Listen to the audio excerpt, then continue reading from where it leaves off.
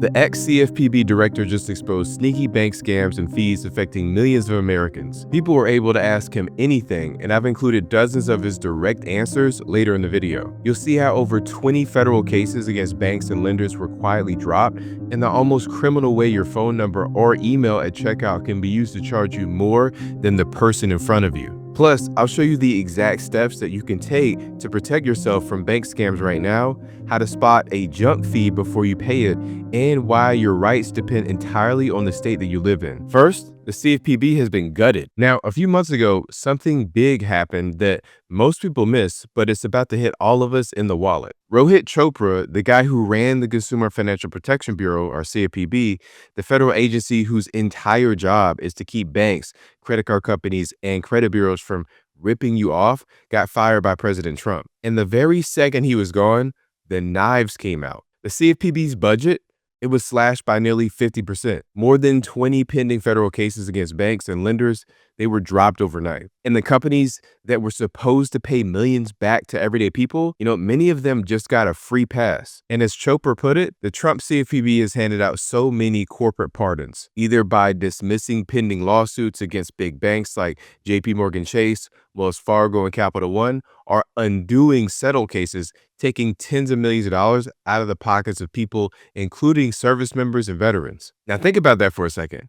These weren't pretend, maybe they didn't do something wrong situations. These were cases where the CFPB had already proven that consumers got cheated, and instead of making those companies pay up, the current CFPB leadership ripped the checks up. And it's not just the cases we've already lost. Chopra warned that enforcement has basically stopped completely. The agency is paying people to essentially not work. This isn't saving any money, but it's allowing crime to fester. And that means no one is watching the credit card companies to make sure they're not sneaking in hidden fees. And banks can get away with overdraft manipulation and shady billing practices without fear of a lawsuit. Also, credit bureaus can keep errors on your credit report even if those errors cost you a mortgage, a car loan, or a job, and no one will force them to fix it. The refunds and settlements that used to put stolen money back into consumers' pockets, those may never happen again. And Chopra says this rollback has already cost consumers $18 billion in just 6 months and a backlog over 16,000 complaints. Now, mind you, that's before the next wave of bad behavior even hits. Next, junk fees are getting worse. If you've ever looked at your bill and thought, wait, what's this fee for? You're not imagining it. Those charges aren't just annoying. They're part of a bigger intentional strategy to squeeze more money out of you without ever raising the advertised price. Chopra calls them junk fees, and junk fees are ones that aren't really subject to the normal forces of a competition. Sometimes they're hidden, forced on you, or priced so excessively that no one would willingly pay that much. And here's the scary part. These fees are popping up in places you'd never expect. They're inside the banking world too. At the CFPB, Chopra's team discovered a paper statement fee.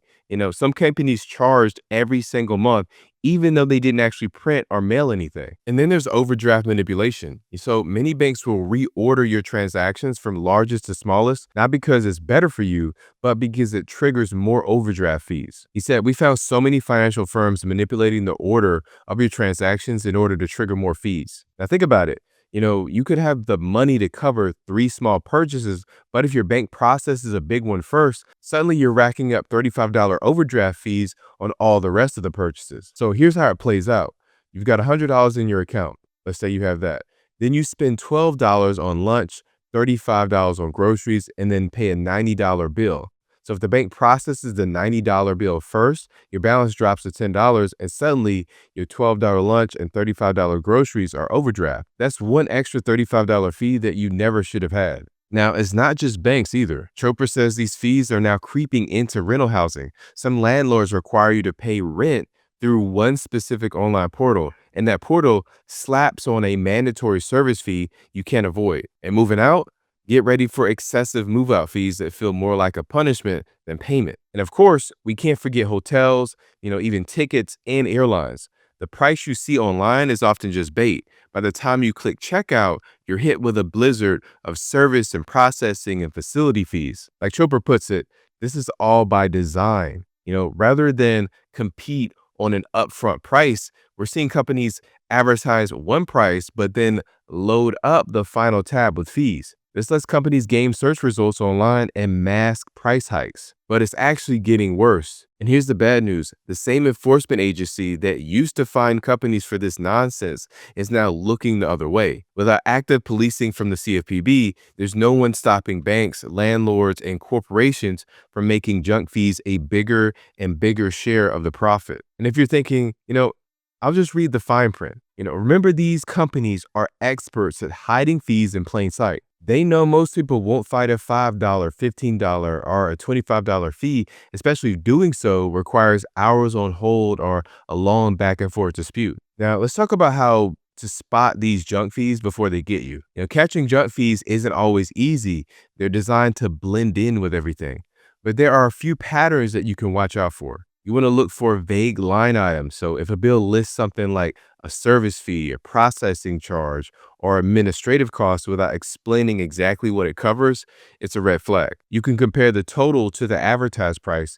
If the number on your final bill is a lot higher than the price that you saw up front, difference is likely just junk fees. And you'll even want to watch out for repeat charges. Some companies quietly add the same mysterious fee every month or billing cycle, hoping you won't notice it. And you want to check mandatory payment portals. So if you're forced to pay through one system and it adds extra costs, that's a form of a junk fee. You also want to look at the timing. So if the fees that appear right before or after certain transactions, like overdraft fees, can be a sign of intentional manipulation. The very moment that you see a fee that you can't explain in plain English, ask.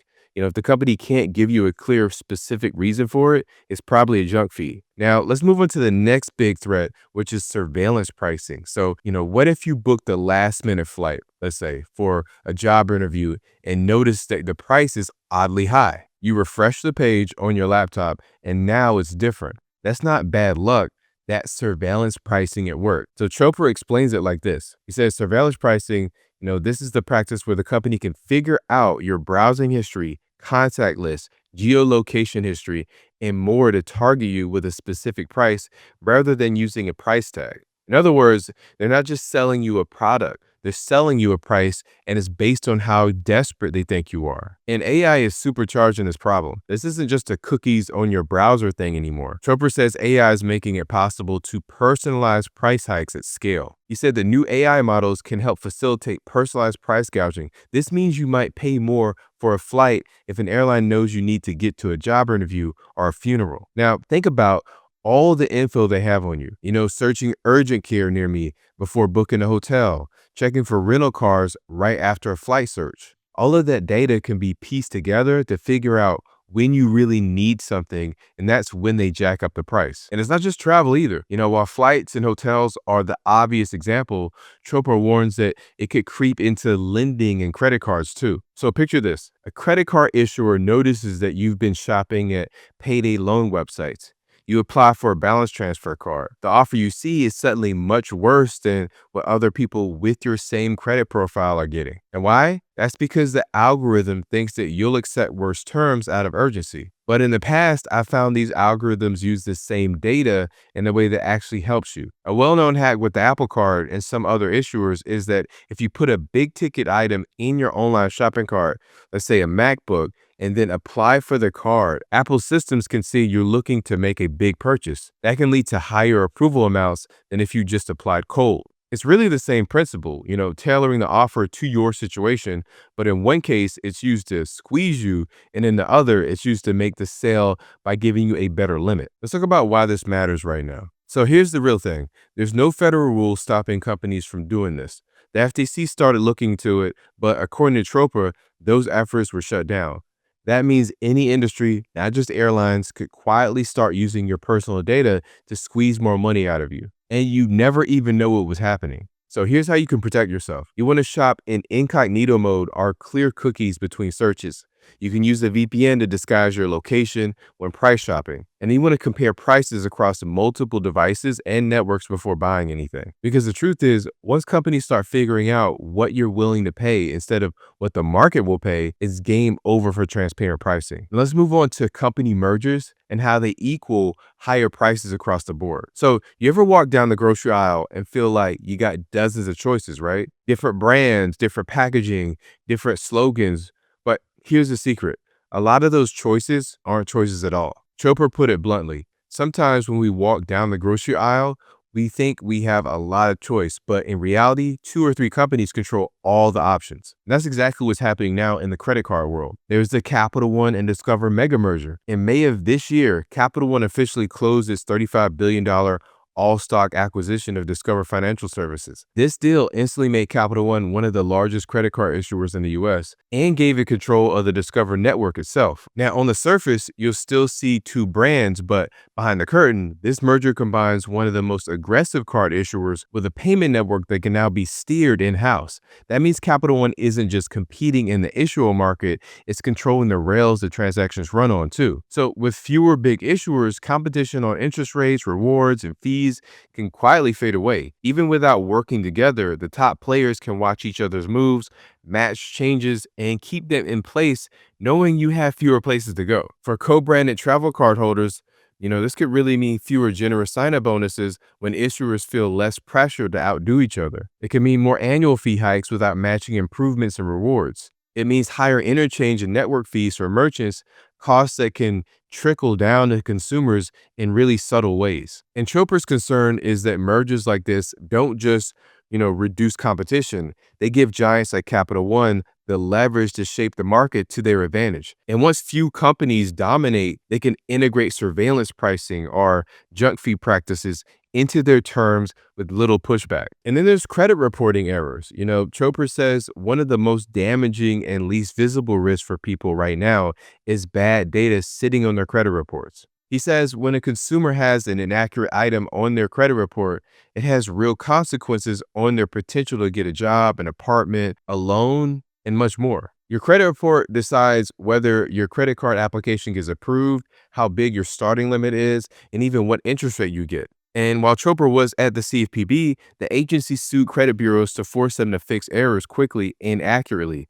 Many of those lawsuits have now been dropped. So without that pressure, it's easier for Equifax and Experian and TransUnion to drag their feet or leave errors uncorrected entirely. A single incorrect late payment or collection can slash your credit score by 100 plus points overnight. For a card issuer, that might mean denying your application outright or approving you, but for a much smaller limit and worse terms. So here's what you can do right now. You want to check your reports monthly. You can do that free at annualcreditreports.com. And if a bureau refuses to fix a clear error, file a complaint with your state attorney general. Some states are starting to enforce where the CFPB is now hands off. But generally speaking, yes, the system is stacked against you and the CFPB isn't stepping in. But here's the good news. You don't have to guess how banks make their decisions. I got direct insights from a credit card underwriter who explained what really drives approvals, denials, and high limit offers. So watch this next video to see 3 persuasive lines that you can use with customer service to convince them to increase your credit limit and the 8 criteria they look for when deciding to approve your application. Thank you for watching.